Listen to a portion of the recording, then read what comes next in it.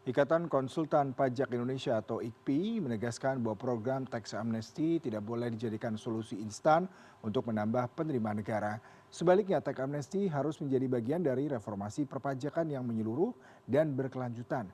Dalam sebuah diskusi panel di gedung IKPI, Jakarta Selatan, Ketua Umum IKPI Faudi Starworld menyatakan pengampunan pajak tidak boleh menjadi tameng atas kesalahan masa lalu tanpa upaya perbaikan sistemik.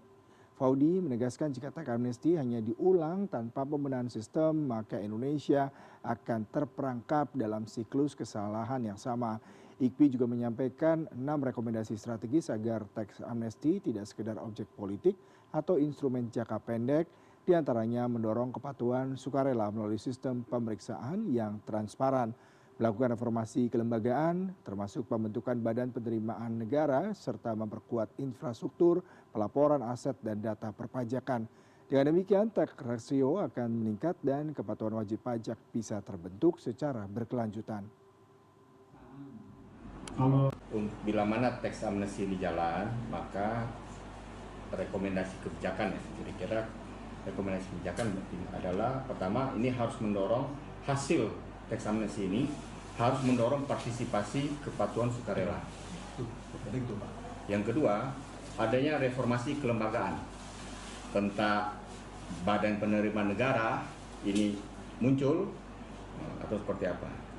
Kemudian yang ketiga, adanya penguatan infrastruktur kepatuhan wajib pajak. Kemudian tidak ada pengulangan jangka pendek. Tidak pengulangan jangka pendek. Kemudian ini menjadikan persyaratan reformasi sistem perpajakan. Jadi tax amnesty ini merupakan salah satu bentuk untuk mereformasi sistem perpajakan di Indonesia. Menteri SDM Bahlil Lahadalia mengungkapkan alasan Indonesia akhirnya mengekspor listrik energi baru terbarukan ke Singapura.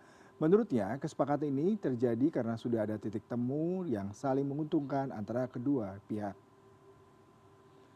Bahlil mengatakan selama ini pihaknya menunda untuk mengekspor listrik ke Singapura lantaran belum adanya kesepakatan yang saling menguntungkan. Bahlil mengatakan rencananya Indonesia mengekspor listrik ke Singapura 3 gigawatt. Hal ini seperti apa yang diminta oleh Perdana Menteri Singapura beberapa waktu lalu ketika bertemu dengan Presiden Prabowo. Bahlil sebut adanya MOU ini akan memberikan sejumlah keuntungan bagi Indonesia, diantaranya yakni akan melibatkan investasi senilai lebih dari 10 miliar dolar. Hanya saja Bahlil mengatakan proses ini masih perlu ada pembahasan lebih lanjut.